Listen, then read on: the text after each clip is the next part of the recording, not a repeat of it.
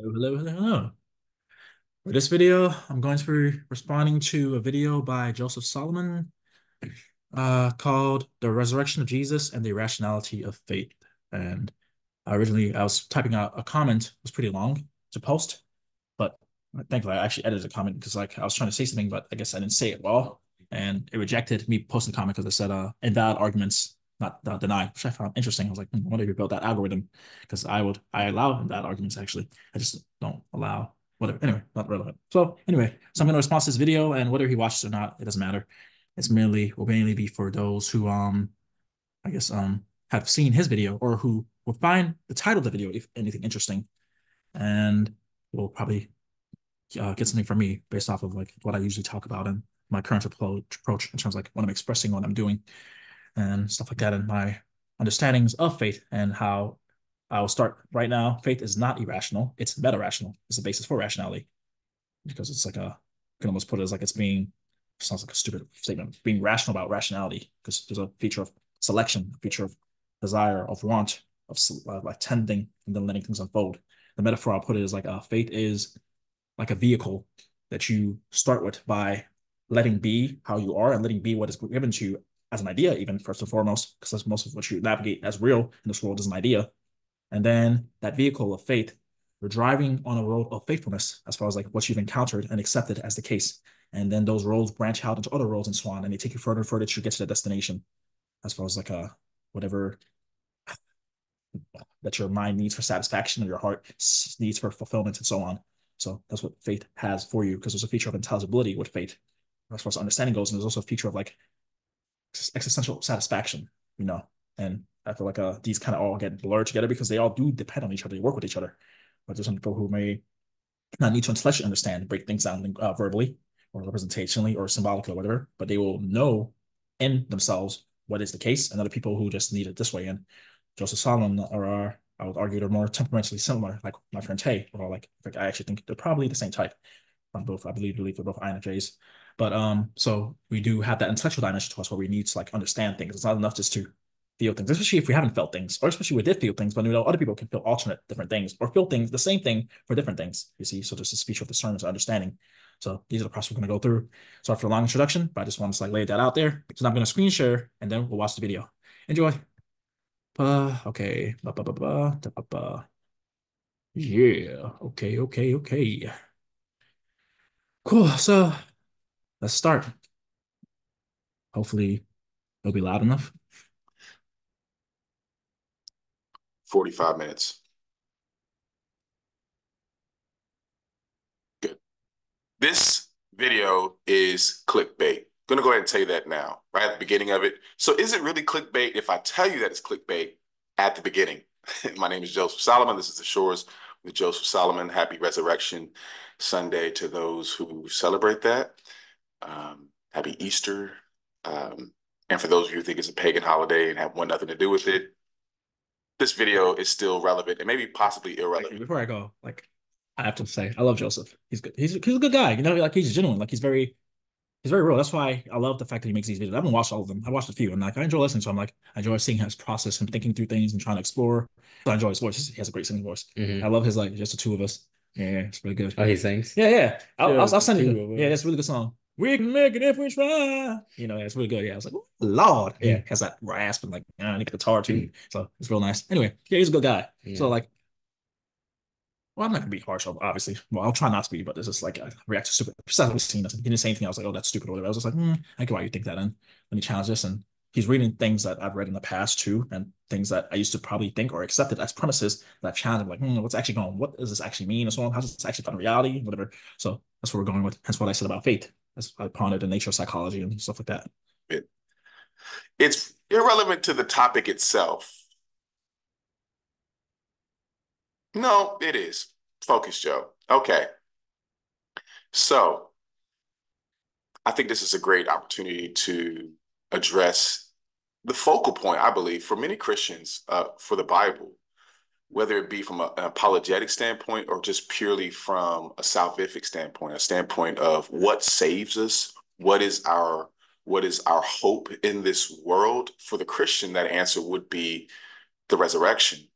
Um, God doesn't care if Yeah, you're we have mad, ads. angry.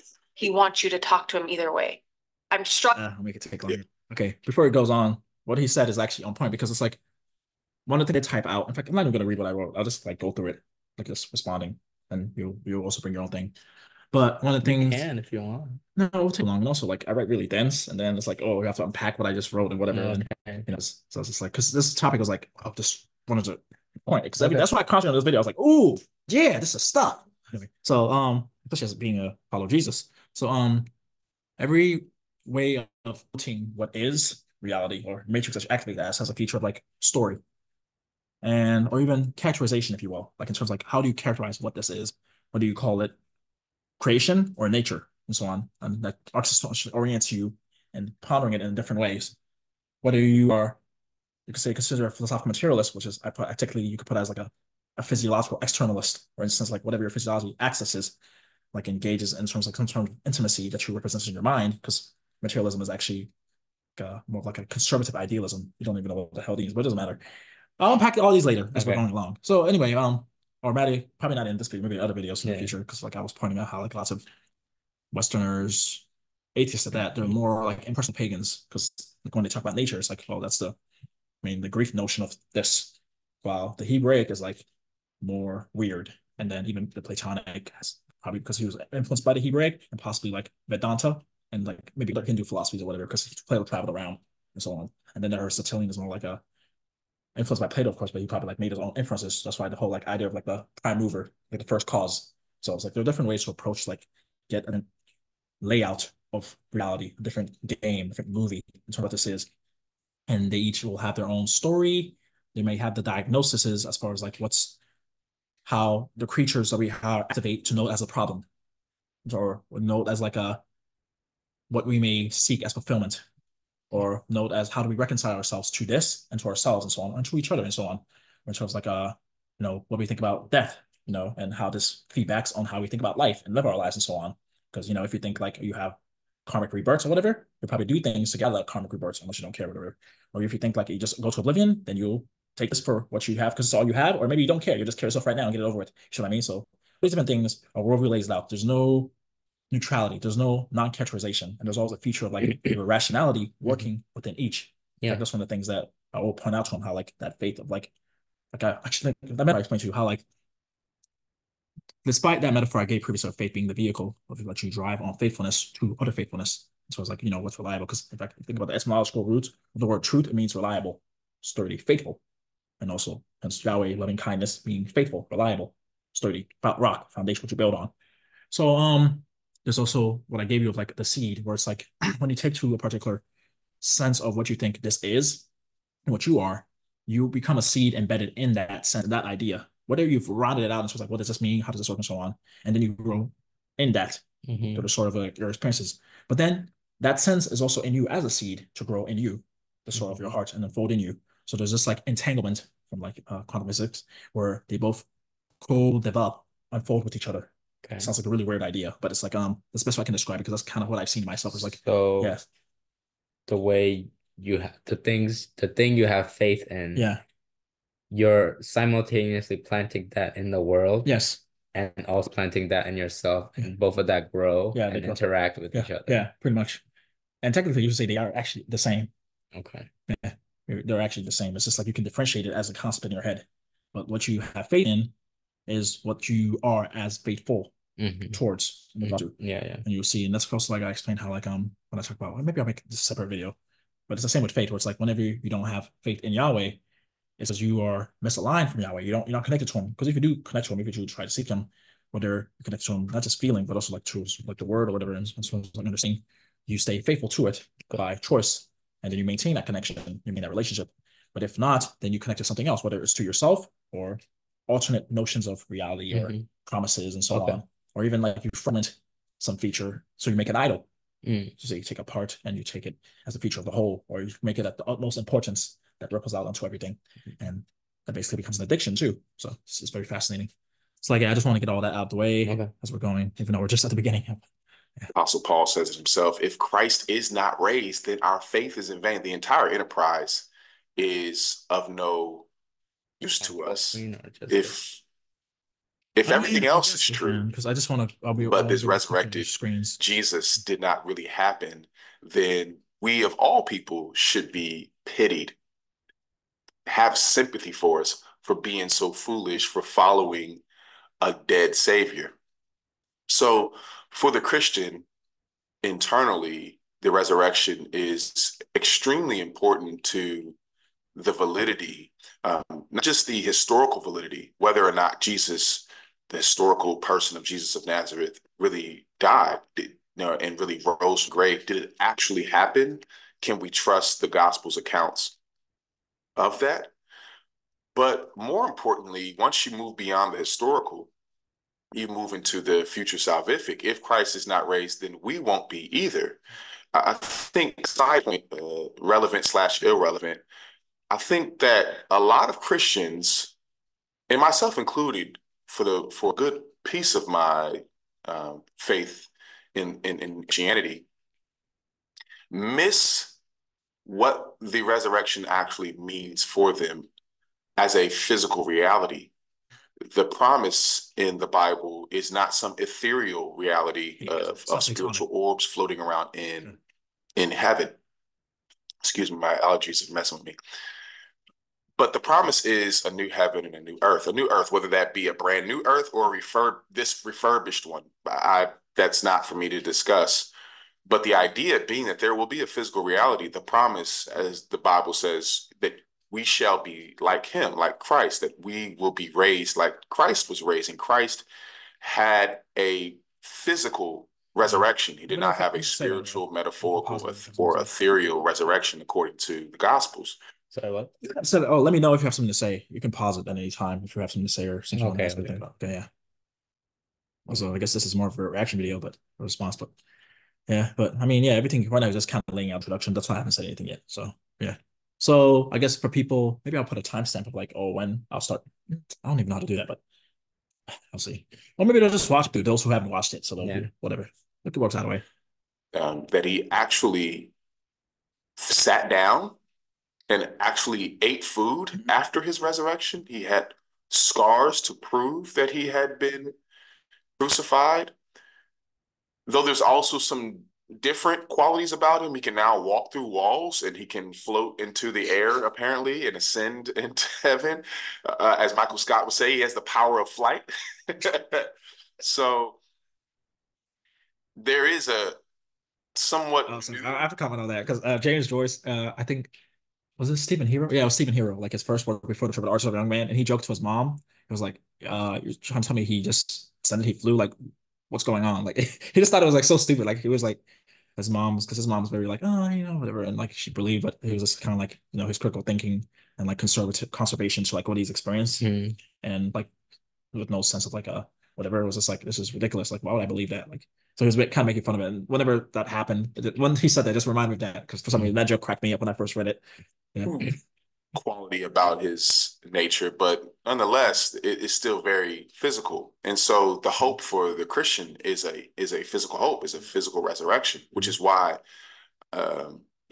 churches used to have their cemeteries right by the church, and they would intentionally place the family members next to each other in hopes of a resurrection, so that when the dead are called from their graves, the first people they see are their family members. I gotta pause it and just say, like, this is why this stuff has always been so important to me, because I know how this works, how human beings interpret life and live. And you could say, because I'll give the two main perspectives in terms like Nietzsche, like the idea of functional fiction, where Nietzsche was like, nothing actually wrong with fairy tales and mythology. It's just, we need that. We need an atmosphere of almost like illusion, of like make-believe or whatever, to live, to persist through life. While other people are just like, no, I want to know what is, even if it sucks. So it's just like you kind of get like those two positive extremes, if you will, if you want to put it that way. And then after that comes like the different emotions that come in regards to that, whether positive or negative and so on, life affirming, life negating, and whatever. So that's why these things matter, because I'm like, I know implications for this. And like, there are people who, like, if you believe this, you'll do this in this world. If you believe whatever you believe about beyond, irrespective to even if you had an experience, even if you actually believe, if you have a particular idea of this, how the world works, you get a sense of like how to work, like how it works you as software.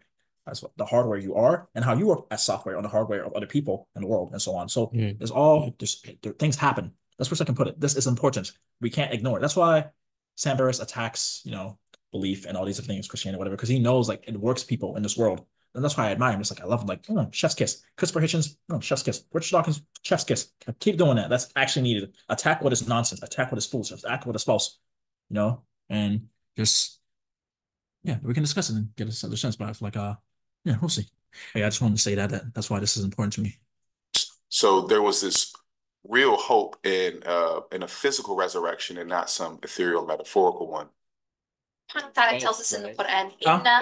Physical and spiritual. Yeah, pretty much. You're renewed, your spirit is renewed, but the spirit feature is like it's not immediately tangible. Yeah, because it's not physical. Yeah. So it's just kind of like it's more, you could say, it's felt on the inside. You see how that falls on the outside. That's what's fascinating about these things. Because like if you think about computers with like software and hardware, it's like, because I remember there was this guy who made comments, right? And the person was like, I guess like the person put a philosophical thing of like, okay, we talk about computers doing this and software, whatever. It's like that's not reducible to the actual material. Like when you see like, oh, this is happening, or even like text. When you look at text, like the ink, the symbols, it's like you may like it doesn't read itself.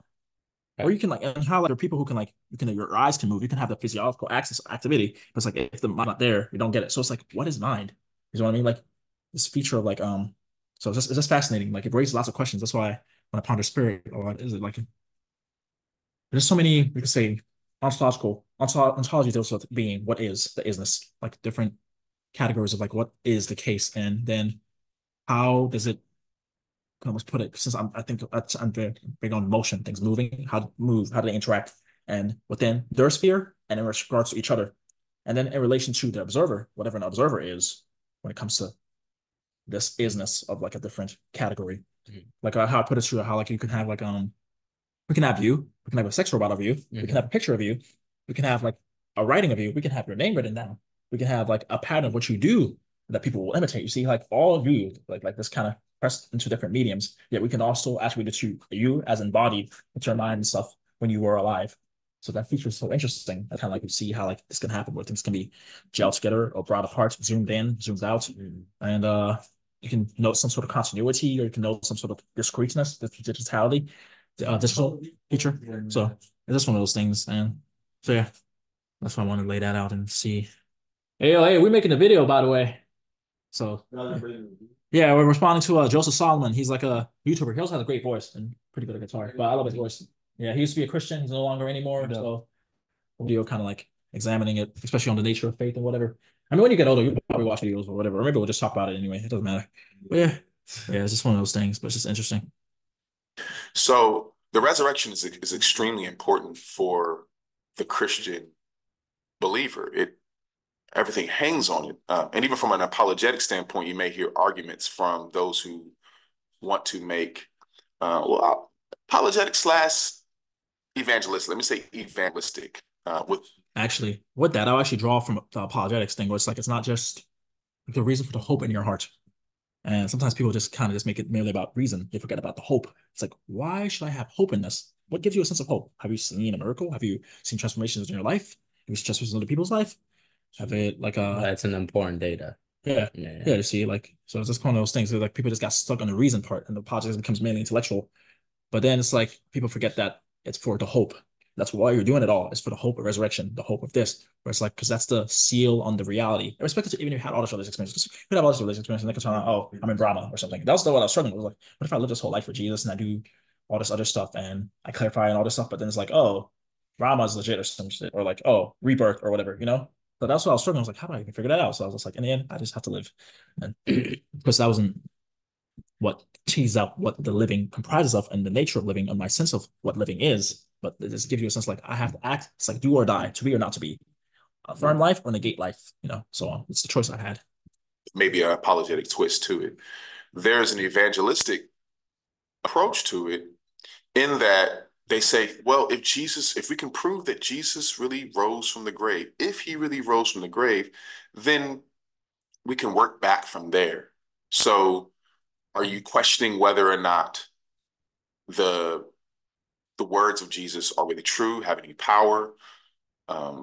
Are you questioning whether or not the Old Testament is something that is reliable as well. Well, we can start from the resurrection. If there's this man who makes all these claims, and then they come true, he rises from the grave, then we can say, well, there must be some validity to his claims, that if someone were to rise from the grave, then we would want to lend our ears to what he has to say. So you can work back from there. And so the apologetic response from there could be, well, if Jesus really rose from the grave, they can trust his words. Jesus was an Old Testament Jew. He believed in the Old Testament. He verified and justified the Old Testament, and he put his stamp of approval on it. So we can work back from there. So there's a lot of evangelistic. There's that evangelist perspective. But I guess for me, how I did it, and since I guess I tend to be very linear too, where it's like, well, Jesus is depending on Yahweh, so I have to establish Yahweh first. Yeah, that's why my whole mission is like, okay, who is Yahweh? How do you convey him? Like, or even starting prior to God. What does God mean? And then like the Romans 1 that we did the study on, it's like, so you start with that. Okay, I have a sense there is God. I have a sense this is what God is. Okay, are they personal? And if they're personal, can I know them? How do I know them? And whatever. And then you get that and you go through, so like unfold this whole process. And then you get to Jesus. It's like, oh, Jesus is a fulfillment of Yahweh. Because if you use Jesus, it's like, okay, you might have some religious experience or whatever, but it's just kind of like, it doesn't give you, I don't know how to put it, I guess, the through line that's kind of like fully substantiated. Like you don't get the solid structure, the build. You don't get the foundation and the build of why Jesus is Yahweh. It's like one of my friends who's a perennialist. He said, well, resurrections are kind of religion too. What makes Jesus so special? Or like, oh, this is like, it's kind of like you kind of have to get like the full package of you have to get the whole building. You have to get the reality, what this is. So even if you say Jesus is legit or whatever as an idea, but if you don't have, you could say miracles, so to speak, and you don't have like an understanding of Yahweh, and it doesn't give you a particular existential orientation that lets this world unfold for you a certain way, and you can have that shared with other people. Those I don't get words to say because essentially you don't have words for it. So, but you still get the oomph. It still sticks. You get what I'm indicating at, even though I'm not giving you something to like immediately collapse on. You just still like know how to proceed, which is also a fast nature of language and sound. Anyway, yeah, so that's kind of like what he's putting, the evangelical potential, the apologetic potential. It's like, but at the end of the day, the apologetic, that hope in the heart is still, with Jesus' resurrection stuff, is still dependent going back to Yahweh. And that's why you see, like, if you read, there's this channel called Mythvision, which kind of basically deconstructs the Bible and kind of like gives alternate ways for how it came to be, alternate ways the ideas can be, whatever, and gives you a sense of like, oh, this is what's going on. And people will listen to it and be like, oh, okay, cool, whatever. You can do that, honestly, with this, any way you're believing if you really try, if you have a text or whatever. But irrespective of that, maybe we might one day watch one of those videos and like, what's going on? And how are they thinking about things and what these cause, whatever. Because, yeah, I forgot what I was saying. Okay, my point is, you can take any feature of this and break it down and give its features to other things, and then end up giving people a different sense of what is the case. And whether they experience miracles or not. See what I mean? So that's what makes this whole conversation so interesting. I'm laying it out the best I can. I'm not doing it in all its full richness, but I'm just kind of giving you the basics, the constants that are at play.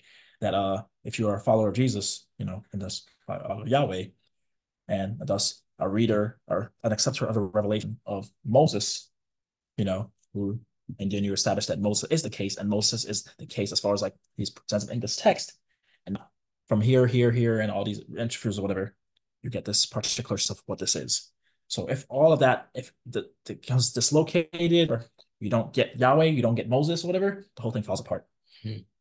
Or if you get this and you get miracles, but you think that Jesus is just one of many prophets or ascended masters or Christ consciousness or Jungian self or whatever, also falls apart. You see how like there's, yeah. So that's all the stuff I'm addressing and that I'm in tune with. I'm with. Only 6 minutes in. In fact, I might have to break a bunch of parts, most likely. But it's just like, I just want to clarify that. But most of the time, I'm letting him talk because like he'll say things like, okay, something I want to respond to. Apologetic and salvific importance on the resurrection within Christian theology. It's extremely important that there be a real resurrection, a real physical, that Jesus not be swooned, that he not simply faint and look like he died, or it's important that he didn't have some metaphorical spiritual resurrection, but that he actually physically died, heartbeat done, done, clinically dead, dead as Lazarus was dead for 3 days, possibly even stunk like Lazarus, and then rises from the grave.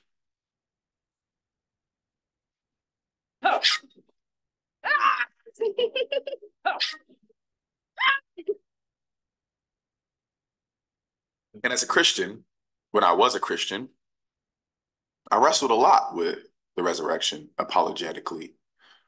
Okay, you know? What does apologetic mean again? Apologetics comes from the Greek word apologia, which is kind of like put as like in fact, I think that's where we get the root word apology. Okay. You know, you kind of like give you can say, I remember, I think defense. You probably call it on your phone. Yeah. Okay. So like when he means like apologetically, like. Well, apologetics has become its own thing throughout history, where people kind of give a defense and understanding of like why basically it becomes like, oh, this is why we're right and everyone else is wrong, and so on. If you want to put it that way, that's kind of big how it becomes. But now we're doing it like with logic and philosophy, and a lot of it is like, frankly, just pseudo arguments, and sometimes they don't actually get to the heart of the issue, which I basically like. Which one I'm trying to do was like, it's psychological, and what's your sense of reality? What have you experienced? What you have not experienced? What do you know? What don't you know? How do you understand? How do you misunderstand? And so on. So basically, it becomes like that because, and technically, in some ways, you could say what I'm doing is apologetics, like trying to give a sense of the hope that's in my heart. But it's kind of, I'm not just doing that. I'm also trying to give a sense, like, you could say the hope. Apologetics is giving a reason for the hope that's in your heart. Yeah, that's what it comes from, the First Peter line. Yeah. But it's like it's become this more intellectual thing throughout history, and where people get caught more on the reason and then the nature of reasoning. Because that's what I wanted to know what he means by that. Because apologetics can mean like, here are the reasons why he rose from the grave, or here are the reasons why I have faith. Like, those are two different things. Yeah. Or like why I have hope.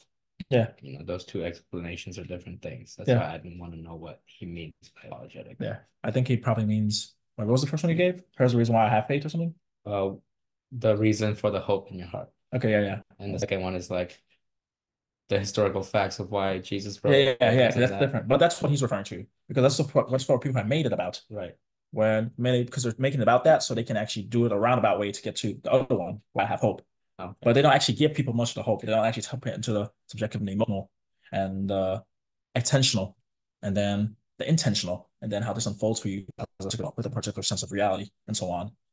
So it's just, I feel like it's like you almost get this weird disembodied mind without a body, ironically, about a resurrection that you're supposed to have spiritually and physically in terms of like how you live your life and who you are and how you think and how you talk and express. So I just kind of think like in some ways apologetics becomes sometimes like a weird idol. And in fact, when I was struggling with what I believe and I was writing this holistic project, I wrote a character like a Mephistopheles. The character is an atheist, but he actually is trying to improve apologetics in some ways while making fun of it. And because I was using the devil to play God's advocate, that was the purpose of that work, which because that's basically what he does in the book of Job. He uses the devil like, hey, let me actually make you like you're messing things up for me. But actually, you're actually revealing deeper things about being human and life and who I am and stuff like that with this and so on. So that was like my project with that. And so yeah, anyway, we'll just continue it. But yeah, do you have anything else to say? Okay. That was probably from one of my sort of rational. I wish I could talk as slow as he does, though. It would really help. It's just like, just keep going. Arguments that I would try to use. Why? Like, how could they make this up? You know, they had the women at the tomb. Women were not trusted sources. It's so interesting how like people just like, because whenever you take to any feature of this, it's kind of like for people, somebody who's outside of it who already rejects it, it's kind of like, how can everybody for? Remember when he did Expecto Patronum? You see what I mean? Like, how can what? Like if you already like suppose like you're somebody who's like Harry Potter is real or something, and whether Harry Potter is real or whatever, like that's actually happened in the sexual reality, and then you tell somebody like, and you argue like, well, of course it happened because look, Harry did Expecto Patronum, and Patronum doesn't only happen. You get a lot of like they're arguing within the logic of Harry Potter, but somebody who's outside was like, I don't accept this at all. So what the hell are you talking about? So that's why I say like you have to like start. You almost have to start from the beginning and build it up. That's what I'm trying to do. Because I'm just like because so many people like argue these things and it's like and just people just start talking past each other. Because it's like I told you how like atheists and theists basically like how Harry puts like they have different imaginations and how like they have different frameworks that they're starting from. Pretty much. And as a result, sometimes when they're sending messages to Twitter, it feels like they're both, I'm facing this way and you're facing that way for an atheist, and we're just talking backwards. Yeah. And they're sending the signal this way, and it's like it doesn't actually reach each other, but we just what he's saying is like yeah. The validity of yeah. Jesus's resurrection is, it comes from the fact that if someone's trying to make a religion as popular as possible, they wouldn't include females as their first witness. Yeah, of course, yeah. I mean, that yeah. anyone can logically deduce that. Yeah, of course. That's not like expecto patronum. That's no, I know, but I'm saying like they would say like somebody who did not accept the story, like, well, they just added Dorman to make it seem more credible. You see, like that's the thing. Like when you hear people talk, if you ever listen to like Asia channels or whatever, or anyone who talk about any other religion, but if you want to atheists talk about Christianity, like, well, why wouldn't they write that to make it seem true? You see, like, so it's just kind of like they don't even grant it as a premise, or even if they grant it as a premise, they can follow why you argue that, but they're like, I don't accept it as a reality. The premise is not. It might be valid as an argument, but it's not sound because it's really weird. Like, just get this weird because the mind's not convinced. Because I've been reading Charles Peirce, he's the father of pragmatism, and he talked about the fixing of belief, fixation of belief. And one of the things he talked about is like the idea of like he has different options, but one of the options is like called the fixing belief, where it's like I stab and I hold on to this. And some of that is due to psychological preference, which is and it doesn't matter if it's guy or girl that found Jesus first. You're saying the people who was holding on to the belief that Jesus didn't rise or he's not God. Yeah. It doesn't matter what apologetics you give them. No, it doesn't. That's why it's a matter of the heart. You have to take it to psychology. You have to rearrange. That's why Jesus starts with repent. That's why I put it as like you have to like change your attitude, change your existential orientation, change your manner of attention, and then see what unfolds. Disbelief. You can always, I mean, even it's not even just suspend your, it's just a feature that because you disbelieve certain things, but it's also you disbelieve certain things because you believe other things. That's why I put it as like you always faith towards faithfulness, and then what you have faith in is actually faithful. Is it fool's gold or rose gold, and so on, and then how do you get more gold, and so on. And that's the task, and that's the process I want people to have in discussions while talking to each other and working things out. So yeah, you know what I'm saying? Okay, cool. You have anything else to say? Okay, cool. Let's continue. Liability or authority in the first century. So, if I won't go down the apologetic arguments for the resurrection because that's not really my point today. There are a lot of rational arguments that people would make for the resurrection, and you may find them plausible. You may find them extremely implausible if you dive them deep enough, if you really ask more and more questions. I think at best, though, and this may be getting to the heart of what I really want to speak about concerning the resurrection as a launching pad for the entire enterprise of Christian faith, at best, if you really spend time with the debates and the literature, whether from N.T. Wright, who is pro-resurrection, or a Bart Ehrman, who is anti-resurrection, or at least extremely skeptical of the resurrection, it's not an open and shut case as people would like to present it. That to make it seem as if it is quite easy to present the resurrection as the only possible explanation for the explosion of Christianity in the first century, the more I wrestled with it became more and more disingenuous. Not saying that if you walked away believing that the resurrection was true, then somehow you are immediately disingenuous. For me, the disingenuity or the disingenuousness of it comes from the posture in which you walk away from it. There is somehow that this was somehow an easy task. And it's not. That this is somehow a black and white situation. And it's not. There's much debate about it that I don't know if we'll ever quite get to. But this, yeah, because that's the feature of like, that's why I was writing certain things versus being like, think about it this way. What do you know? What don't you know? What can you argue right now? What will you argue later? And so on. Because this, I guess there's a feature of with somebody like Joseph, right? He's intellectually rigorous. And even if like there are certain things that he defaults to, or he has certain psychological preferences, and he has what he has faith in that allows him to extend and branch out and so on, and certain premises that basically are the axioms of the faith that he tends to reason from or default to, or even principles, but axioms. Yeah, well, axioms and principles are technically the same, and technically you can actually argue their dreams. Yeah, but anyway, Young. Anyway, so he's kind of pointing out how like if you have rigor and you approach it from a particular set of axioms and a particular way in which you get a constellation of psychological maybe certainty or sense of like this is legit, like I put in effort and I can actually be like, okay.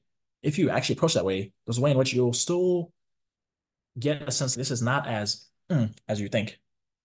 But I would say it's like that for pretty much whenever you do history. That's kind of how it is. Like, because history is not history. Like I call like I think I describe history as like realistic fantasy or something.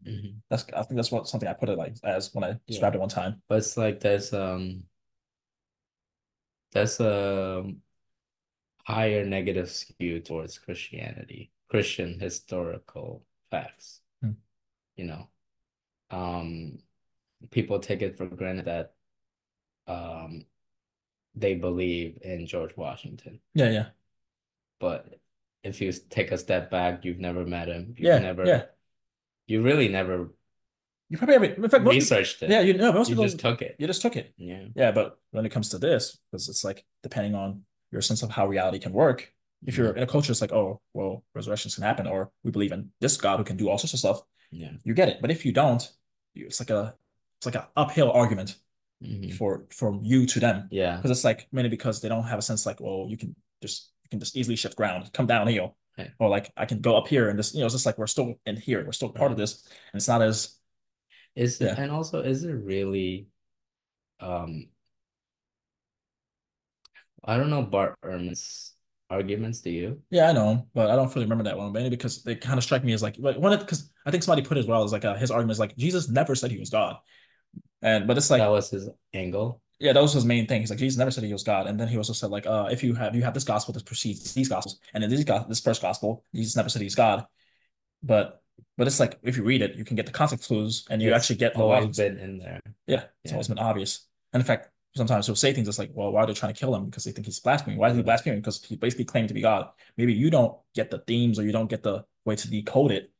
And because you're coming out from the outside, and also you already have like your own particular framework and story or whatever, and you also have like a weird expectation or sort of a particular frame fixation that doesn't actually make you objective to understand why other people will be able to read it and get us that Jesus is God. By the way, you should not be able to do both. That's I'd argue. I feel like you can't be a good atheist without being to like mind like a theist, how a theist would like think things and experiencing life. Vice versa, you can't be a good theist without being able to get how an atheist would get things. And that's the point I'm trying to get people to, because I feel like people very much there are people who talk about having perspectives, but they don't actually have lots of perspectives. They really don't. They don't actually get other perspectives. They don't at all. And that's something I was kept on noticing. It's a skill and also a talent, but it's definitely a skill. And like that's why I like who can that's why I like people who write dialogues, like Plato's dialogues. Like, dang, Plato, you just or even Shakespeare. Just like people basically almost have to be like a playwright. Yeah. If you really want to like think through things and talk with people. And of course, right now I'm only playing one character going forward. But in my head, I always feel like a playwright. Like, oh, there's a different arguments people are having, like a parliament of different people, past, present, fiction, nonfiction. Well, obviously nonfiction, but past, present, but fiction, whatever, conversation. Your legion for your army. I love it. Yeah, they torture me. They're my demons. Yeah, when they're wrong. Yeah. Indicative of a larger issue that I see with rational apologetics for Christianity, the whole faith and rationality, faith and reason walking hand in hand. I think that's where I'll start, because that's where it's going to go. Because like I first she would have described rationality, the nature of reason, especially if you read Ian McGilchrist, which talks about, I think separates rationality from reason, if I remember correctly. I don't remember that well, but I think he puts that reason has a feature of like we weigh things, and he talks about it's like left brain and right brain working together. So it's like you get the analytical, you get the objectifying, where you fixate and you compartmentalize whatever, but you also get the holistic, which is like you take in perspectives, you cover the possibilities, you want to round things out and stuff, and you try to like embed an immediacy, and you take a richness and stuff. So if you don't get that sense of how these work together, they're kind of like, because when people talk about rationality in our West, they kind of basically think of machines due to industrialization and due to like there's no holistic thing. Yeah. Essence. There's no encompassing of the outside. Yeah, because you can say it's very Adam masculine instead of Eve, because the Eve decoupling. Like, yeah, pretty much. So when people talk about I'm rational. Because I remember I was like that in high school because I was influenced by Kant and different rationalists and whatever. Well, Kant is technically an idealist, but it still starts in rationalism because he's influenced by Descartes.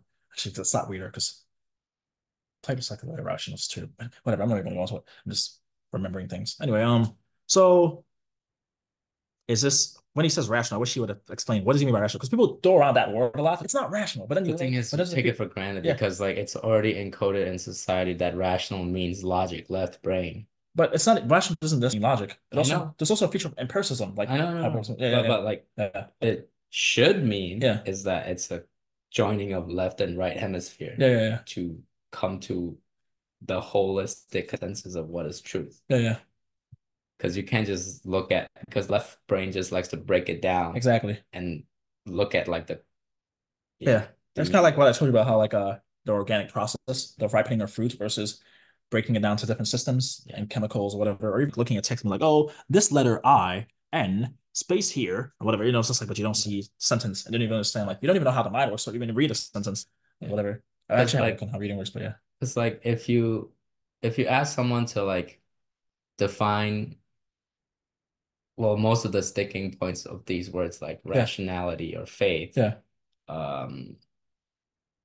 beliefs. But what does it mean by logic? All of that. Like they have to keep going, and it's like not many people go to the rigorous task of doing that. And also they don't find the reason to. It's like, what do you mean? Because it's like, oh, it's enough to it almost becomes like, well, I can talk about it to people and we can kind of vaguely think we understand what we're talking about, or we're never even assuming we're misunderstanding each other. We just kind of can get on. We can at least make actions happen. Right. You can almost put it like that. It's like, oh, it's enough to keep we can keep conversations going with each other and we can like kind of gesture and make things happen. Or we can at least feel like we're aligned or aligned. You see what I mean? So in fact, that's why I love Wittgenstein, one of my favorite philosophers, because he was like, how do people ever understand each other? Because because he listened closely, and that's how I am too. I was listening to people talk.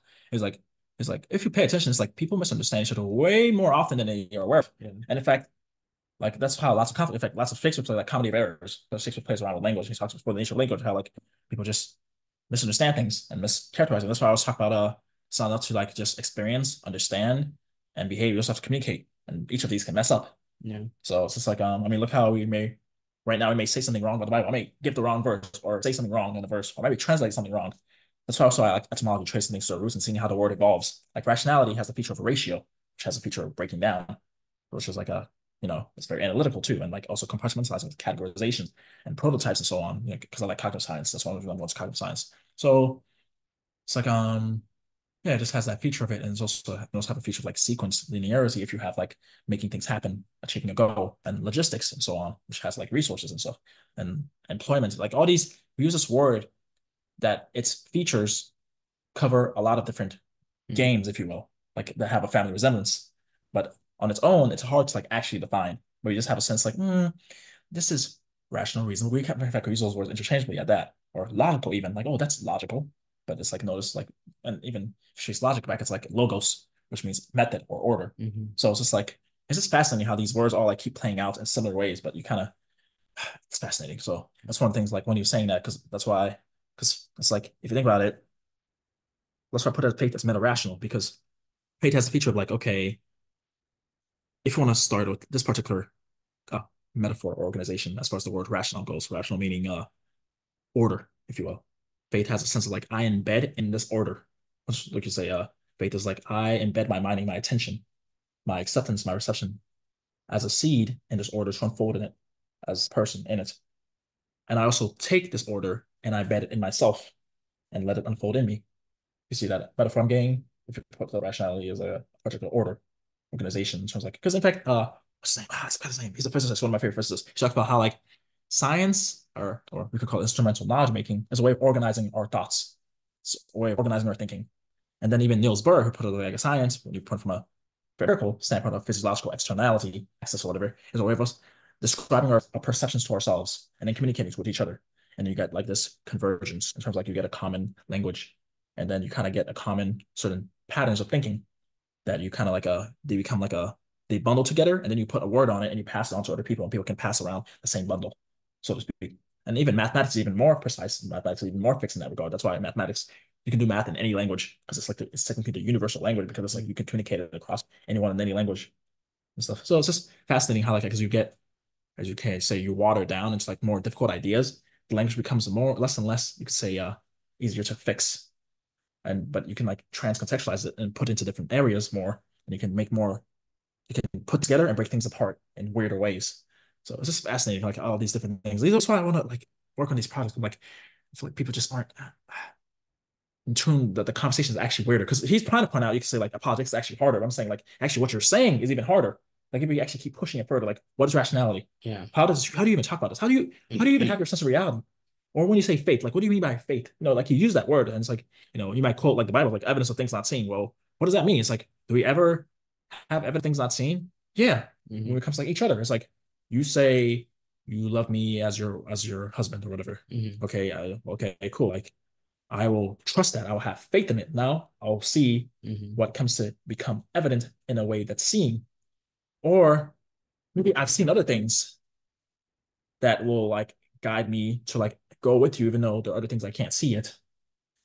In fact, I mean, the whole Bible, like Abraham, like God, like you're gonna have a son, and then going through that whole process before he got a son, and then even like he even tries like, oh, let me actually fulfill this through Hagar.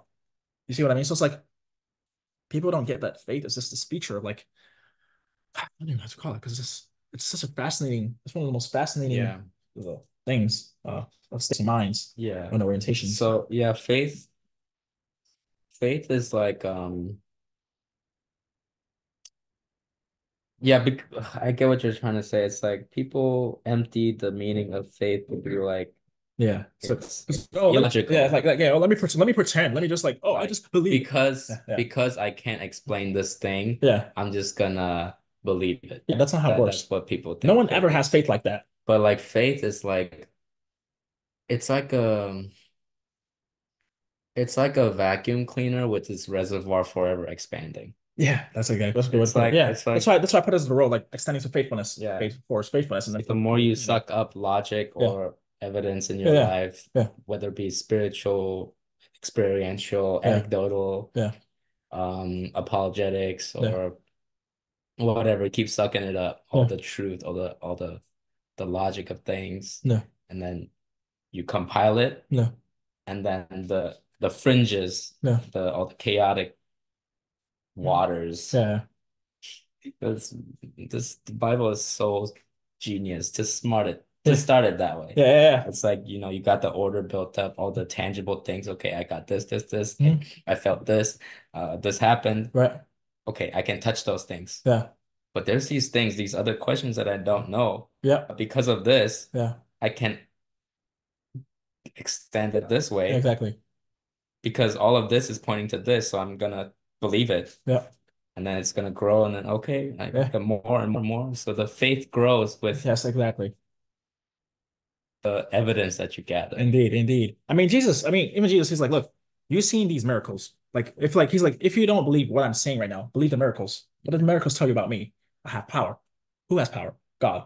And not just power, like the demonic power, but like power that only God, Yahweh, could do. You know, that's why you have to establish it. Yahweh. Jesus always referring back to Yahweh. Before Abraham was, I am. He doesn't say, oh, Abraham. He says, I am. I think to Moses. So yeah. I think I understand why people, or like evangelists or apologetics, always point to like, do you want to understand Jesus? Go read Matthew, Mark, Luke, and pretty much. They're like, do it on your own. Go through that process. I don't think that's a good starting point. You gotta start from the beginning. It's true. Because that first premise sets up the whole thing. In the beginning, God made heaven and earth, made all this. Yeah. Because if you don't have that, because once you get that verse, you're no longer Greek, you're no longer pagan. Because for them, ananka, necessity. And then you get like the probability of this, and then you get like even in mythology, like Gaia, the earth. See, like this, and then giving birth to Uranus. What do you think that is? What do you think Christians focus on? Because it's been taught. That's what they've inherited. And they also because they already default to this, they already believe this, so they forget that people don't accept this prior stuff either. So they're like, let me just start here. Let me just give you Jesus. Some people do just kind of, but at the same time, some do just get Jesus. Like they have a dream, or they experience something, or they actually read it, or they hear about it, and so it's not linear. It's not. Do you think there's a possibility that, like in a general sense, people are referring to Jesus because Jesus is more palatable than the Old Testament? In some ways, yes. Because the Old Testament is brutal. Yeah, it is. And Abraham's story, how do you that'll turn anyone away. Exactly. It's like in the second But chapter. Jesus is also brutal. I mean, he introduces hell. Yeah, but he's not Before- brutal in a way where God tells you to kill your son. Well, but he's brutal in a way that he's like, I'm the son of God, and my father's getting me killed, so you all will be okay. You see what I mean? That actually makes it harder. In fact, he intensifies it. People will miss that. That's true. And then, but like the grace and the cruelty increases. I think as far as like revelation goes. But I think when you start at Jesus, you get desensitized to that cruelty. Don't know that it's cruel. Because you don't, because people don't know they're wearing around when you wear a cross, wearing the death chair. Yeah. The electric chair on your neck. I'm not talking about Christians. I'm talking about like let's say like the Christians pointing to someone to read Matthew, Mark, Luke, and John, and they're like, okay. Right. Because I read Romans with my dad. Right. And I read like Luke and Acts. Right. Because my dad told me to while I was in the psych ward. Right. I read it. I'm like, what's so great about special? Yeah, about what's going on? Okay, he died, and they're all like really dispassionately writing in a historical tone. Right.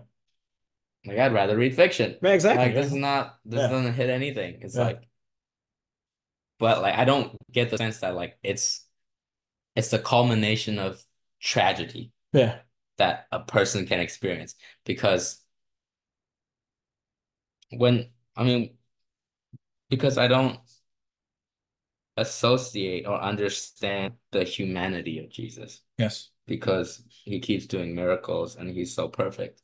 Like, okay, he died, he's God. Where's the suffering? Because that's where my mind goes. I'm not thinking about like Passion of Christ. He got scourged and he's literally spewing blood out of his orifices. Yeah, yes. Like it's like even for a person that I don't know. It's like I don't go there. Yeah. So it's like you desensitize someone to how much suffering he went through. Yeah. And how unjust it was. Yeah. And not only that, he chose it. Yeah. Wow, there's so many layers added on. It's true. And the fact that Paul says like he got slayed, like this was already set up before creation.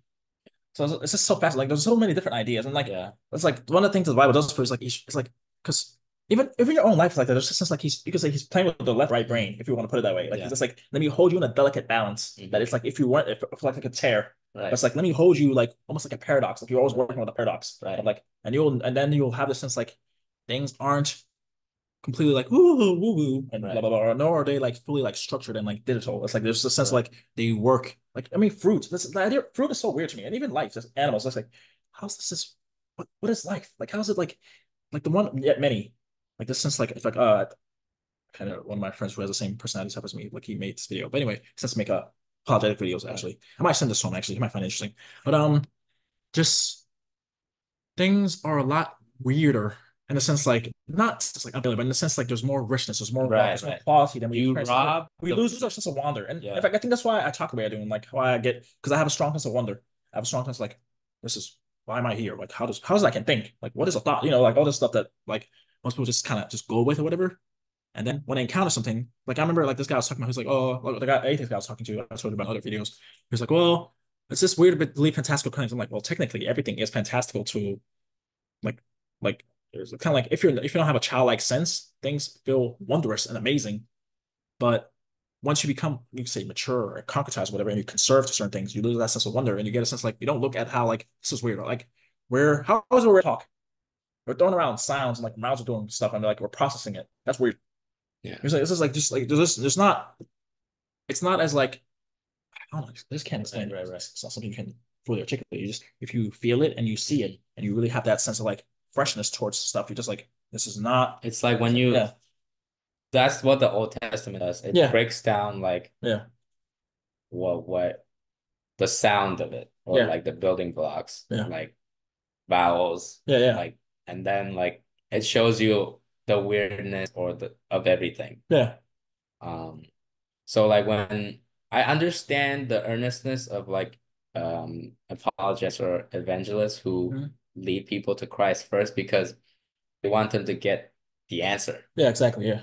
But like if you tell someone a spoiler to a movie, or if you just show someone the last 10 minutes of it, there's no you rob them of like the impact. Yeah. Like, why is this so important? Like, okay, Oh, Because if you hear that quote, it's like, God loves you. Did he die for you? Oh, who's God? Why did he die? Like, right. if he's not, how can he die? Yeah. Why do I care? And Yeah. even if he died, and even if he loves him, so what? What does he have to do with me? So it's like that's the thing is like apologetics have a really hard job because I think you need That's why the spirit is working too. There are people who like they get dreams or like you see what I mean. It's not just us because it's like when I'm doing that intellectual task like communication, the human, the social, all this stuff. It's like work things and process and get people to talk, but it's like at the end of the day, still the spirit, still Yahweh that's doing it. You see, so like yes, it's hard, but it's feel like they don't realize like if you actually lay it down, look at it, it's like this is actually way harder than you think. It's like it's only by God's grace. It's legit that this is actually playing out and working out well. Right. And then on top of the devil's fighting too, and multiplying nonsense and giving fools gold. So yeah. Yeah. And as they are somehow happily joined, and there's really no issue at all. This is not just with the rest. Because that's the thing. It's kind of like people who talk about rational versus emotions. That's basically how it's like right now with like this whole faith versus rationality thing. Because it's like you can't. In fact, we actually have studies. People who get damage to like their emotional centers of the brain or stuff like that, they can't reason because emotions give you a sense of what's important. Yeah. They give you a sense of what's relevant. And then like because whenever, and in fact, that's why we react angrily when somebody's illogical. Everyone knows that it's like if it was just purely it's passionate, you wouldn't get emotional when people don't do it right. Yeah. You wouldn't be making this video about rationality if you didn't care. Right. What is care? It's a feeling. You can't decouple it. You can't. They work together. They work together. In fact, the root meaning of the word belief actually care, love. So when you believe something, when you care, you actually care about it, you love it. So this psychological orientation. It's not just this intellectual like, oh, of course, there's different types of love, if you want to put it that way, like different states. In fact, that's why I put it like have love of a surgeon. It's like I'm trying to save your life. So I have to cut you up and like do this, whatever. But care, I'm still trying to help you, but I'm not getting gushing about it because that's like an effective empathy, to quote my friend Judy, an effective compassion, like this suffering with you. So like being able to step away from the suffering and being able to like work to help you heal. And also, I mean, that Yahweh actually has that a lot often. Yes, he feels with you too, but he also has that feeling of like, you can go do this, and whatever. And so, or even like another metaphor I really love is like, oh, we're in war, and you get shot. If I freak out, start crying like, "Oh, Ty, I love you so much, and I feel my empathy, my compassion," and stuff like like it's like, bruh, calm down, pick him up, and run. You know what I mean? It's just like that's kind of how that's actually a real lack of love. Most of the time, that's how my love usually works. So, but it's still love. It's like gushing one. It's associated like emotions or being emotional. Just like sometimes it's drama, and also it's interesting how we can differentiate drama from say authentic tenderness. It sounds like, oh, this was deep, luminous. You know what I mean? This is fascinating how like, there's different like genres and counterfeits even like fool's gold or even like just like a style to feature and the reason and the way in which style becomes its own substance, own content in some ways. But when it's decoupled from actual it's so fast. I don't even know how to break it down because it's like there's so much different thoughts and ways to put it together. But we'll just continue. But you get what I'm saying. Resurrection. This is with concerning the age of the earth. This is concerning the origins of the earth, the origins of man, the historicity of the New Testament, the reliability of the Old Testament, whether or not it was changed by different Jewish generations over the years. It's like remember our first video we made where we talk about how do I it's like a lot to believe. It's like a scaffold. You get like this through line. And through line for this is Yahweh. Like if you don't get Yahweh and you get the premise of what follows, if Yahweh is the case, even the first premise of the Bible, it doesn't hold together. You'll find like it starts falling apart. But that's also what makes people so dogmatic if this is not true. You see what I mean?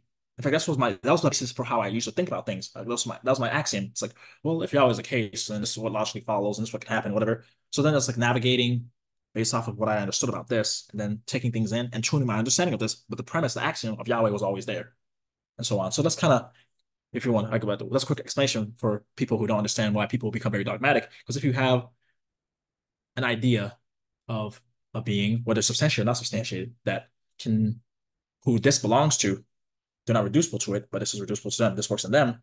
There's a sense like you trust them. You'll trust that it'll work through. So that's why most people are like, I can't trust the Bible because I'm coming through men. It's like, no, you're basically saying Yahweh's not there. You don't trust its premise. You don't trust the first thing it gives you in the beginning, God. So without that, you won't get it. So then it becomes like, well, give me God. It's like, well, you have to like get the premise of this, which implies that God is there. That's why it's funny how there's a verse that's like, those who seek God must know that he's there. Like seek him because you know that he's here. You accept like, okay, I'm seeking you. Like I want to know, like let me get a sense of you. Or maybe you could put, like help my unbelief. Like if you are there, please like clarify things to me. I'll wait or whatever. But then it gets more difficult for some people where it's like because what he's sharing, him losing his faith or whatever, it's like let me put it this way. But let me just him becoming unfaithful. Oh, actually, let me prefer it for that way. Becoming unfaithful to the idea of Yahweh because it doesn't feel like the idea was faithful to him.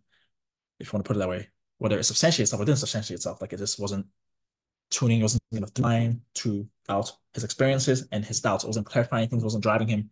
He wasn't able to drive faith through the different obstacles and the different weathers and whatever of like different emotional struggles, life struggles and stuff going on, whatever, to like get to the destination of like what, if you want to put it as like just like satisfaction as a human being, sense of hope even. Because in fact, you'll get that close to I'm spoiling you, but he just kind of like almost puts like it's almost like this is like hopelessness. This is despair. And it's like, okay, well, where we go from here? And you get up with Hamlet to be or not to be, and so on. And then you get like mysticism and like all these different options and so on. So we'll just continue. But yeah, these are all debated. There's not somehow some huge consensus between at the same time, I'll put it as like if this was true, in fact, it tells you there wouldn't be a consensus. You know what I'm saying? That's why one of the reasons why like people could actually use that sometimes to like not investigate it. Like, well, if this is true, just the world will hate them. If this is true, like they're demons and whatever, war people and tricking people. So it's like you have to also get like if atheists, the people who are not biblical followers of the biblical revelation, who don't accept this revelation, whatever, want to be more effective, you have to understand like there's a way in which it kind of like if you have certain premises in place, you kind of like what's the word? Not insulates, but inculcates. Almost like you got the vaccine for the sickness of like what to expect. So it's just like, well, this was be expected. So it just kind of like it almost like kind of converges and comes into like confirming. I guess let me put it this way. Go for confirmation bias. I put it as like it's not confirmation bias. It's like bias to confirmation. That's what it's actually trying to say. You're biased towards trying to confirm things as the case, but it's not merely the bias towards the confirming that's the problem. Usually, sometimes it's what's the procedure, the method. But sometimes the method isn't merely in your hands either. Just with Yahweh, if Yahweh is the case, it's not just you. So there's like a feature of like what you put as like the expansion, where it's like I'm working with this and it's working with me. And do I characterize that? I don't characterize that. And what do I lack? What do I know? What do I understand? What do I misunderstand? What do I understand but miscommunicate? What do other people understand but miscommunicate? And so on. Like it gets weird.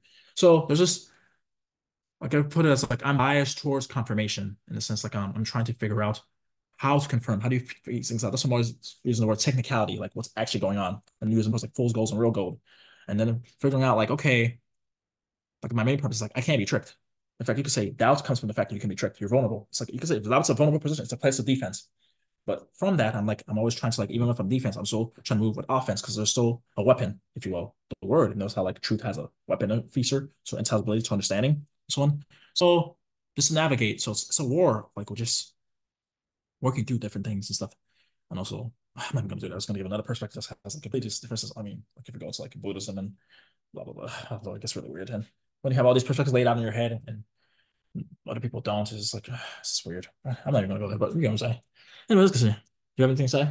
Yeah. Scholarship and Christian scholarship, and at the core of it, when it is a hotly debated thing, Christians will often give the reason being, well, they're just out to disprove God. There's obsession with being anti-God, and because most of the time it's not anti-God. It's just because you're not with God, you will default become anti-God. You know what I'm saying? Mm-hmm. If you don't have the premise, you go to any other alternate premise to the premise that's given here.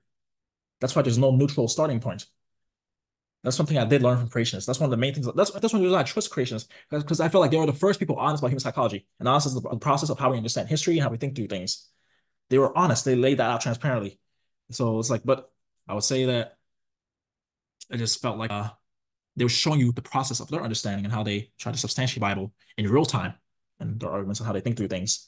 But I felt like with evolution people, like or atheists or whatever, they would default as if there wasn't a history of science, a history of philosophy, and so on, and history of and from this even this particular history, there's a way in which human beings work psychologically. So it's like with all this stuff not laid out, I guess I mean, I already said what I want to say, but I guess my point is like, I guess I trust people who are more, who try to make it transparent that there's a way in which we work, there's a way in which we are. And if you don't start with God, that's what Jesus said, if you're not with me, you're against me. Because that's what will happen. Because it's like, it won't be like, it's not like I hate you, like, oh God, I'm gonna find an argument of like, yeah, stupid Bible. You know, like not a lot of people actually think like that. There's like, I don't start Bible, and I thought this, and this makes more sense to me, and I argued it. Or I figured out how to like explain it. In fact, Harry's always doing that when I talk to him. I was like, eventually I realized he doesn't actually understand anything I say. And he just didn't get it. And so I was just like, there's just some people just don't have the talent for perspectives.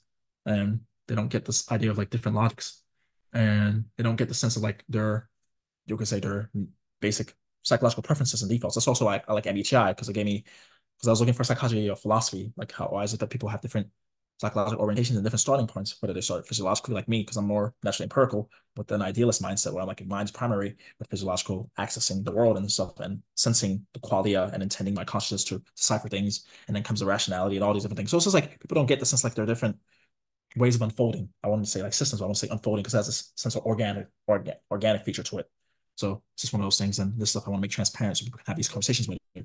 And I'm talking too fast. I wish I was talking slower, but it's just, if you do understand, Joseph, if you're listening, process this for yourself too and see, like, figure out like how are you working to work the way you work, you know, stuff like that. This is like or rather, how you experience yourself and then putting yourself into language to describe how you're working, because this is that feature there too. And maybe you might mischaracterize something in language, or maybe you might characterize it accurately and give somebody and then they'll misunderstand it.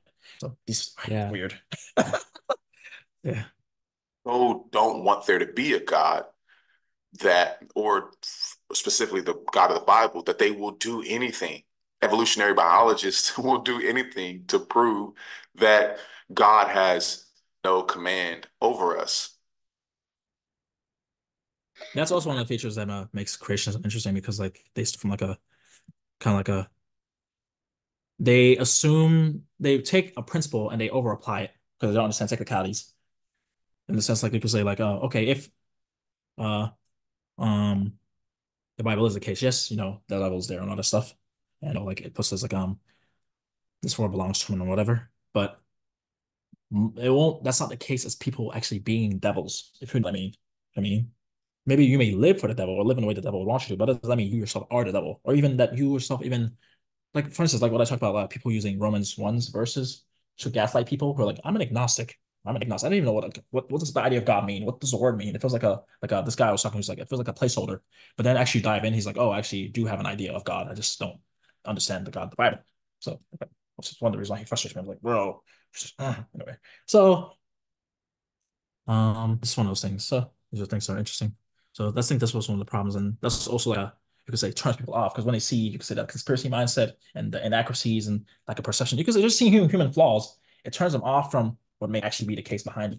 That's why I would like to understand, not just understanding, but the nature of misunderstanding and stuff, and the nature of problem formation. I don't like to address things as just the root, but the seed in the soil. And I feel like that's the thorough problem that Christians and atheists, you know, whatever you believe, to like unfold for themselves with each other so that we can communicate better. See, that's my social mission. And I believe that's also helpful towards clarifying things, even for the gospel, if the gospel is the case, as far as like I argue it. So yeah. And I put it, not just when I say if, it's like, it almost gives like a point of like, almost like neutrality, because like that if is that nexus for like, oh, if it is the case, I already accept like, well, if it's the case, so on. But if I don't accept it, I can train it as like a hypothetical, or like as a possibility, if you will, that I can enter into and see how it's essentially as me and for me. So yeah. And I think that's just I don't know what fallacy you would call it. I don't know if that's an ad hominem or whatever.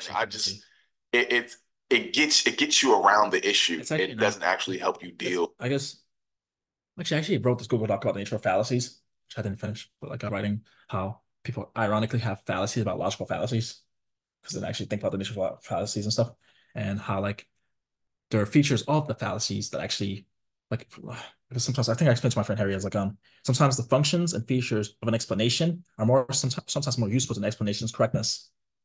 So sometimes there are features and functions of like a fallacy that if you took it apart or you use what they were doing, you find that even though this is working wrong in this constellation, or rather in this particular situation, this is not the full clarification, by the way, there are ways in which this actually is necessary to work and figure out things that are legit.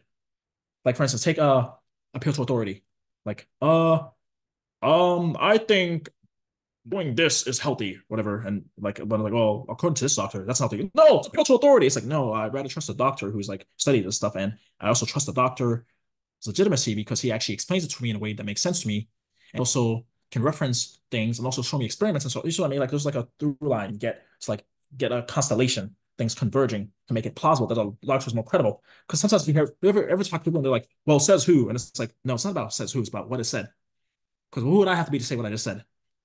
If I wasn't a god, you need. So if I'm saying something, if you listen to what is being said, how do you legitimize it? How do you know it's true?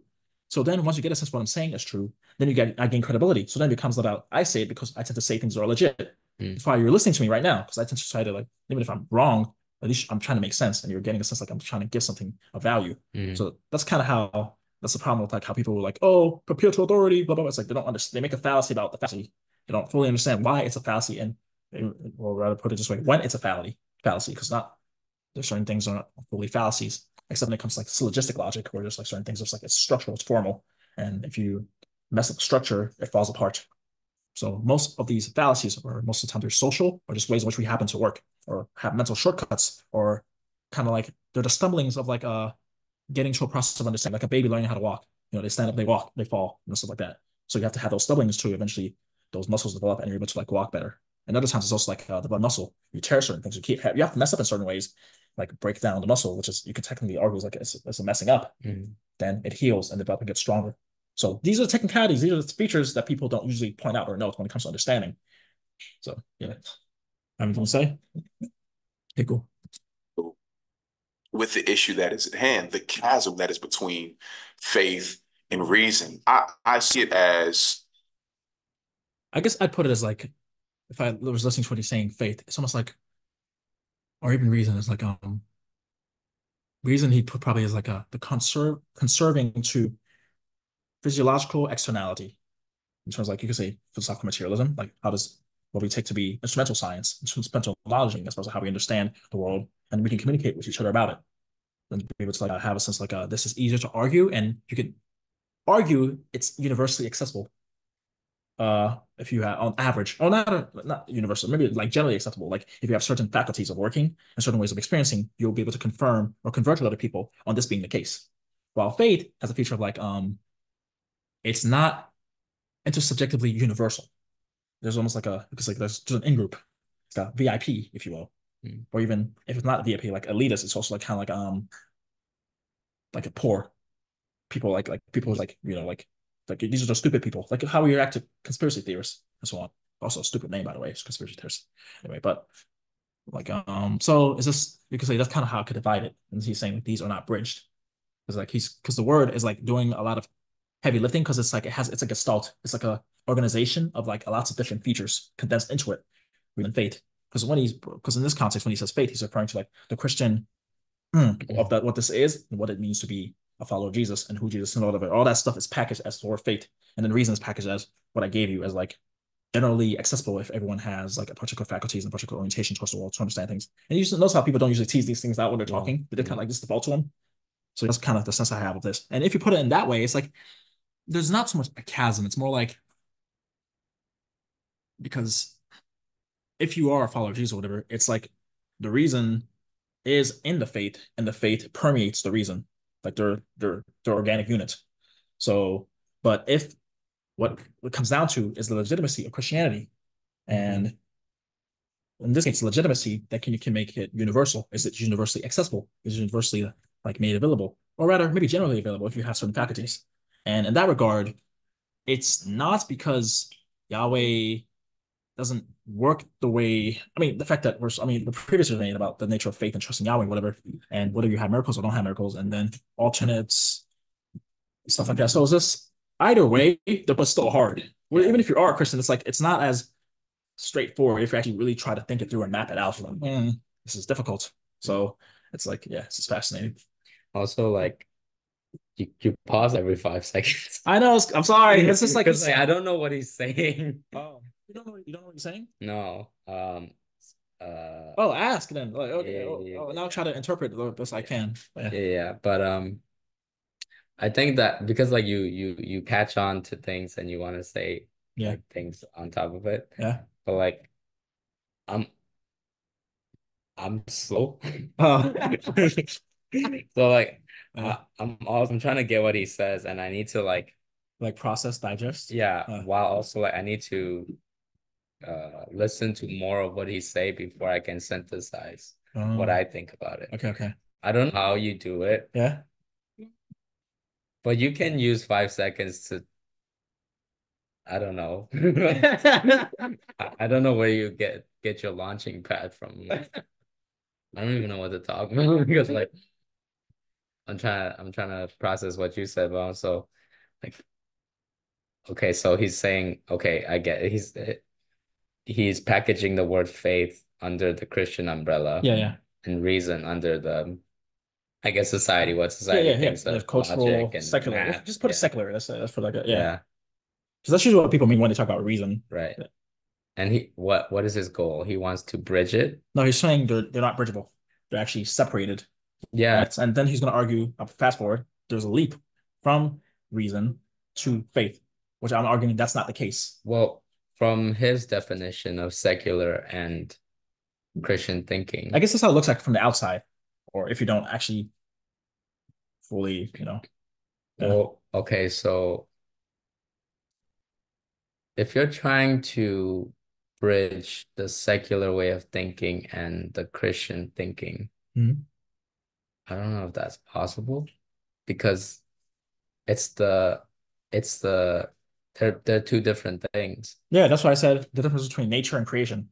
That's like completely different ways of unfolding your orientation towards reality and understanding. And guess what? They both will use reason and faith. Right. It just so happens that those who go to with nature tend to think they have no faith. They just think of themselves reasonable. Right. As if like, and also what's ironic with that is like, you say this is nature, yet the people who are having faith in it. You see what I mean? But that's not the argument, of course. They're simply saying like those who are having faith are wrong or delusional, or they should just come to reason. Right. You see, so in fact, that's why my friend Joshua, who I love him because he's more consistent. He's like, well, religious experience is a feature of this.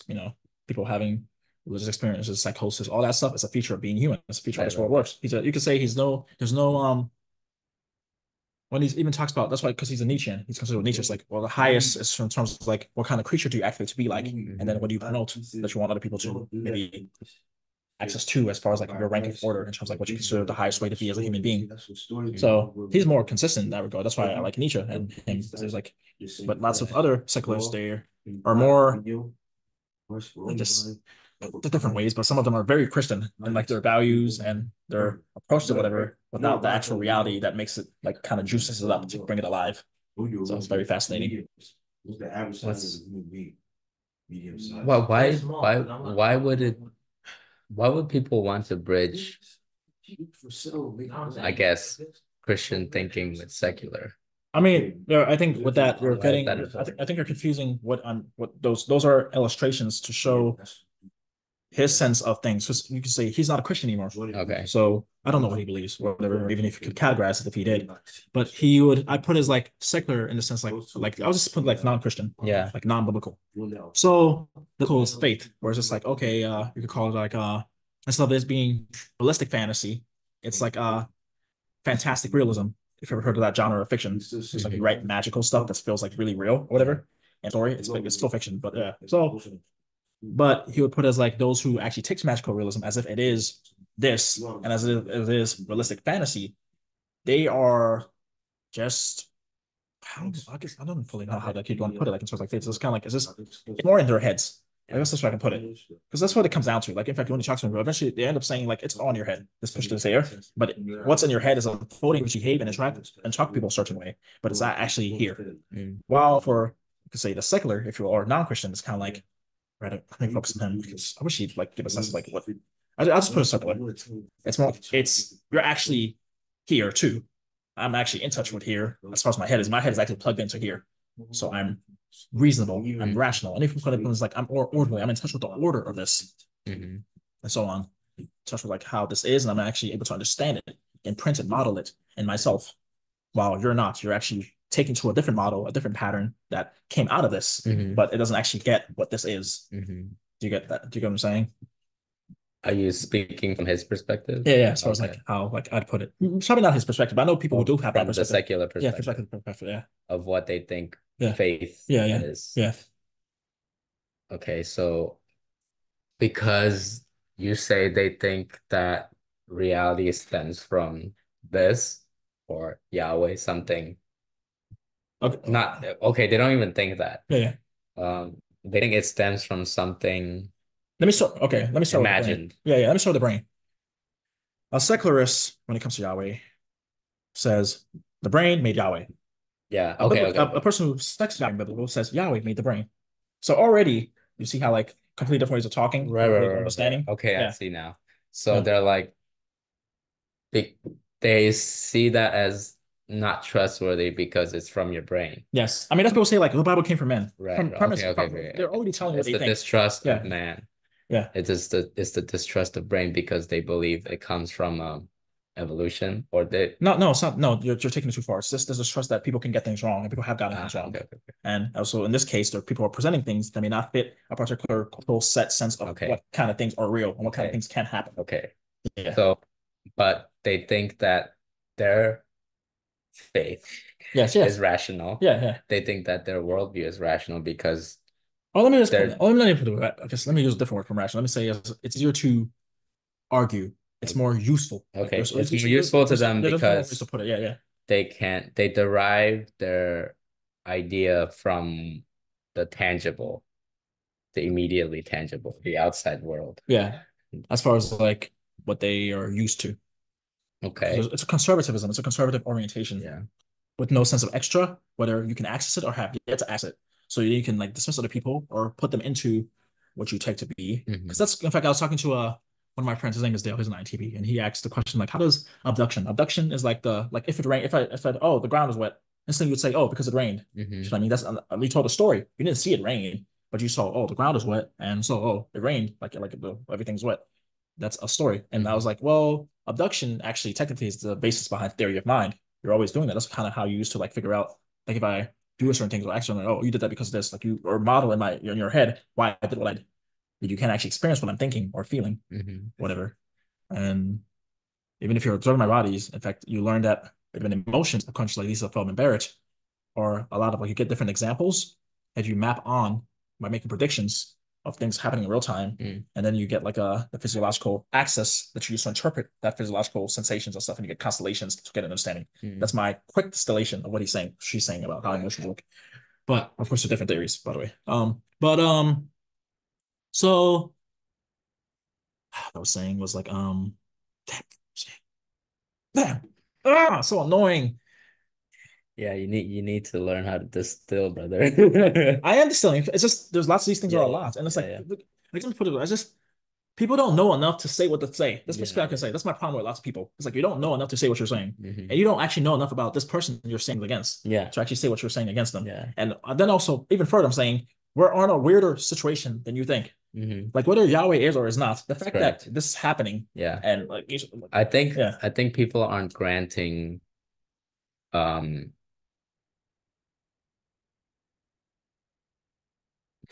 people are granting too much validity to the way that they're thinking, and they don't even know it. So how do you even start?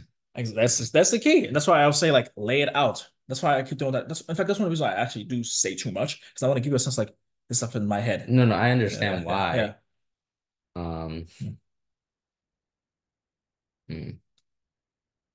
That's why I want to make that technology too, because I'm just like, because this has been going on for so long, and I'm just like I feel like we're at a point where just like we can just try to make ourselves more accessible to each other in some ways. And like, and then from here we can like maybe, I mean, I don't even know, like if I have to get closer to Yahweh, because I was like, I wonder if Yahweh could do a point where it's okay, can we put on Elijah? It's like, hey, you guys, hey Muslims, pray to Allah.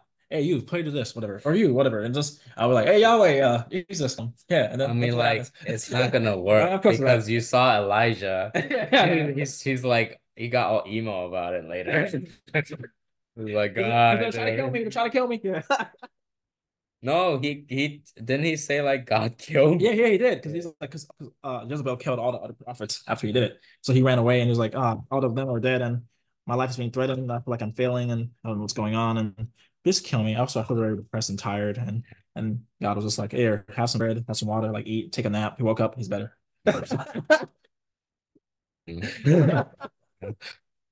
So okay, so I guess it's on the burden of the person trying to lay out their worldview. Yeah.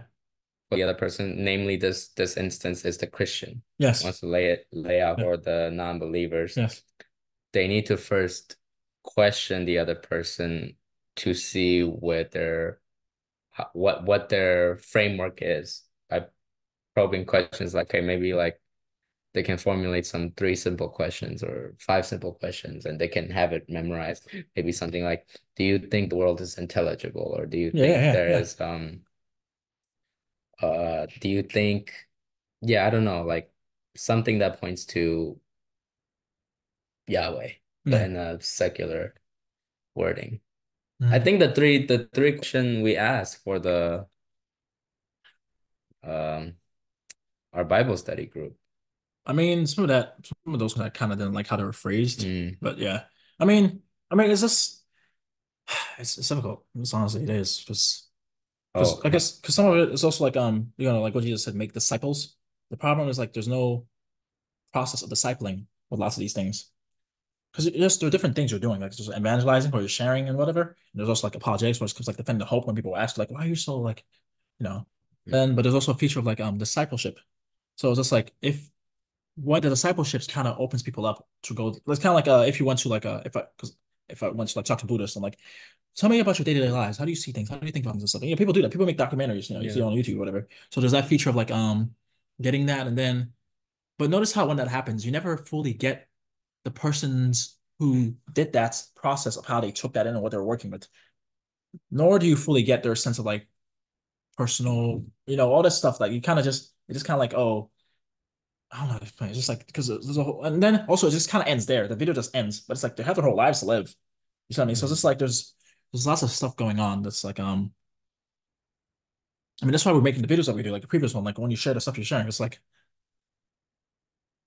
yeah, it's interesting situation. It's interesting life. Yeah, but it's like sometimes it's hard to break down like the way a person thinks about things, especially if that someone hasn't thought about it before. Exactly. And especially when you poke and prod them, they like I don't know, like I can see them like depending on the person. But yeah, I know what you mean. Yeah, like it won't go well. It don't. No, like it doesn't. It's like you're telling them like Socrates, man. It's like you're telling them like, are you saying the way I'm thinking is wrong and your way of thinking is right? Or something like, well, what makes something right? Yeah, like it's like why do I have to submit that the way I'm thinking might be wrong when like in fact that's everyone has their own thinking and we've been surviving fine. Right. The world hasn't fallen apart. But the thing is, that's not even true. That's blatantly false. But yeah. In fact, Sam Harris is the most honest about this stuff when it comes to like people who rightly or wrongly misunderstand or understand Islam and the Bible and so on. So this translates outward. Like the people who talk like that, it's like, well, whatever. It's like, no, you're not actually paying attention to how, or rather, you don't. I guess like I had this argument with, in fact, I'll share it now because I was actually planning on making a separate video about this. I had a friend I was arguing with one of the women I wanted to like date, and like we got into a discussion where she was just like, basically she thinks truth is just perception. Like everyone has their own activation. And I was just like, well, I was like, that's not true. Like some misuse of the word true because perception can obviously be wrong and whatever. And truth by nature is right. It's like it's there and so on. So that like you even to argue that you have to say that's true. And if I counter that, that's false. You know what I mean? So it's just like you don't like you're not even how you're using language is wrong. But then at the same time, it's kind of like, well, what are the topics they're covering too? And stuff like some topics are easier to like find, like you could say universal convergence. The topics are easier like mathematics stuff, and then the topics require like the different I don't know what to call it, I guess categories that like are playing out, different conditions are playing out for there to be a general case, like the average person working well with certain faculties will come to understanding. And then the other problems are just kind of like, it's kind of like a kind of special case even, or like whether it's like ingesting drugs, psychedelics, or having certain practices, or Yahweh giving you the Holy Spirit. You see what I mean? So it's like you aren't intersubjectively accessible. It's not something that we all can just instantly happen on. Right. So notice how I'm categorizing these. Most people don't usually categorize or even point this out. But anyway, so even with what you were saying, I was like, no, but I was arguing from the logical standpoint of like saying that what you're saying is fallacious just out of the logical standpoint. Because she's like, well, meta perspective. She's like, her meta perspective is this. I'm like, well, there are different meta perspectives. Some meta perspectives say those meta perspectives are wrong, and the perspectives within them are wrong. But only a few are true, or only one is true. Right. But she got to the point where she was just kind of feel like, well, because she basically trying to like it was so ironic because she was like, don't psychologize me, don't judge me, blah blah blah. Well, she was trying to psychologize and judge me, whatever. And eventually I started pushing, like kind of cutting away. I was like, okay, what do you mean by true? Like, and also, what makes something wrong to you? And then she's like, oh, well, morality. I was like, okay, what's morality? It's like, well, what's socially acceptable morality? I was like, well, that doesn't really tell me what morality is. And also, why would social accessibility be okay? Some societies accept bestiality and pedophilia and whatever some societies don't.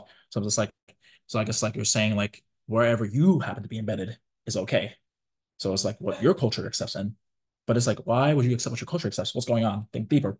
Why accept this and not accept that? And you always go along with your culture accepts? Obviously not. I think like, yeah.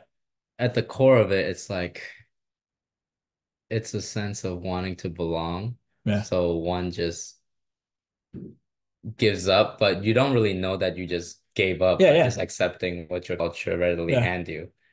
For her, it wasn't actually like not just that. For her, I feel like it's actually her just not wanting to be told she's wrong. Because she told me like, all right, she's like she doesn't like her idea of like her frames get challenged. She likes to like when we first initially talked, she said she could certain things as a teenager, and she wasn't like leaving them. You could say maybe she got some certain axioms, basic values, basic principles of how to think. And she doesn't want to change them. And I'm like, I understand that, but you also have to be able to like get alternatives or get other ways of working and whatever, and then not have frameworks, not have principles or values that are stupid when you present it in a way that like saying you're allowing others, but by allowing others, those others can challenge you, but you say you don't want to be challenged. That's what I mean. It's just like it was just weird. It was just weird. It's like it was a super structure. So that was a misunderstanding. Like for like perhaps like the psychology behind not wanting to be challenged is she doesn't want to be thrown back into the abyss. Because that's painful. Exactly. That's the main reason why people hold on to it because where else would they go? Exactly. And what's funny is like in the East, the Buddhists actually encourage that. They actually want you to get started. So you lose foundation, you lose grounding, and then that falling eventually somehow you get a different shift in mindset. But hey, that's a different topic. But yeah. Also, what's interesting is Yahweh kind of does that to you too, as far as like your sense of life. Well, Yahweh does, Yahweh. But he grounds you on him. Yeah. Yahweh wants you to go through that process every day. Yeah. It's like you keep breaking yeah. breaking your preconceptions, making it stronger. Yeah. It's like you're breaking and you're building at the same time. Yeah. It's like most. Yeah. So that's the thing. It's like, because if you think of it that way, then when you first need to. What's going on? What's doing that? I have to go soon, by the way. Oh, okay. I guess we'll pause. I mean, I guess we'll do it in parts. Yeah. I mean, we're only in 11 minutes. Oh, yeah, it stopped. But yeah, continue. Yeah. But if you think about it that way, then if you want to convince someone of your points or your worldview, you first have to shatter theirs. Yes, that's how it works. In fact, I told my friend that. Like, what's funny is like I realized people don't actually get that's how it works. Like I was talking to my friend who's like, "Well, you're just attacking me and showing you." I'm like, you do realize when you're having a conversation, you're breaking and building the other person and yourself at the same time. That's how an interaction works. Yeah. Like you will be like, "Oh, I was wrong about that. Oh, I'm not sure about that. Oh, yeah. Oh, I'm still holding on." I think that's what happens. It's the pain of like seeing your world to be shattered. Yeah. It makes them blind to it, but also like I don't know, a part of them like doesn't want to be shattered because of the comfort. I completely understand. Yeah, of course, and because most people aren't truth seekers. Yeah, most people aren't truth oriented. They don't want to go through that process. It's like because they don't value truth. They don't, because truth hasn't given to them a reward. Yeah, that they have received and validated that it's a worthy thing to seek. Yeah, maybe I don't know when I started to like cast doubt all the time in like my perception. I had the shrooms? The desire to like seek some sort of truth. You know, I'm always questioning like, hold up. Hold up, keep talking. I'm listening. Making a video. What? Making a video. You keep like, okay. No, don't do that. it's okay. All right, continue. All right, continue. Yeah. What was I saying? Worldview shattering when you started like trying to like figure out what's true, like breaking down the perceptions. So okay, so like I guess like refining your judgments. Yeah. My why I kept going at the truth. I don't know why. Maybe it's rewarding. Maybe like I get a feeling that I'm growing towards something. Yeah. But like that's not apparent to most people when they seek truth. Yeah. Like it's the apparent the immediate thing that is painful. Yeah. It's when you're lost, it's like, but then like they don't associate being put back together as the reward. Yeah. Maybe because some of them don't even know that's what happens. Yeah. It's kind of like, it's like, imagine you've never worked out or exerted your muscles before. Right. So you never experienced muscle soreness. So when you experience muscle, oh, this is horrible. I need some painkillers or something, you know? So how do you even communicate that to them when? Well, what we just said. In fact, you have to, the fact that you just said that, now we can set that up for them before initially. Well, even if you set it up for them, they can, like the Bible, accept it as a premise. Yeah. But if it's not experiential for them, like the Holy Spirit pouring out your joy, they won't want to seek it. It's the same as apologetics. You can say like it's the girls seeing Jesus. They're not gonna. It's the same problem again. Yeah. So I guess it is up to Yahweh to like throw them into a pit where they can't avoid it, but to have their world be shattered and be put back together, and they'd be like, "Oh, I'm slightly better than before." Yeah. Okay. Yeah. Okay, game on. Let's keep doing this. Right. Like that's I think just a feature of life. That is a feature of life, yeah. And that's why it's a feature of life that some people try to escape. You could argue Siddhartha was actually trying to get out of that. He was trying to get to a state where it's like, you know, or even like some gurus, like people like who just try to get some meditative, mystical states where they like experience permanent joy, permanent bliss, so they don't have to like go through that sense of like uncertainty and confusion. They just feel enlightened, clear, and everything like and stuff. So it's one of those. It's very human, right? Yeah. And what's fascinating is like when biblically is like you go through all the emotions, but it's always like Yahweh is still central, whether you're feeling high or low. And in fact, that's you can say that's one of the lessons of Job. It's like, look, whether you have or don't have, I am still who I am, and I still made you. Now you got some clarity. Let me give you back more than you actually had before. Yeah, but it's one of the lessons. So, is there a point in us trying to like chip at someone else's worldview? I mean, yeah, I guess there is a point. Yeah, like because we're trying to share with them, we're trying to get them to understand things. But that shouldn't be. You shouldn't think like you can say you're entitled. You can do your labor, but you're not entitled to the outcome. Yeah, you can sow the seed, but you can't grow the plant. That's true. So that's all it is. Yeah, we played a part in the. That's pretty brutal. Just fuck his worldview up. Yeah. You want to continue or do you want to stop for now? And we'll just say the parts. All right. Yeah. All right, y'all. We'll continue 11 minutes and 38 seconds. Yeah. But yeah, this video is actually very important. So that's why I decided to do it this way.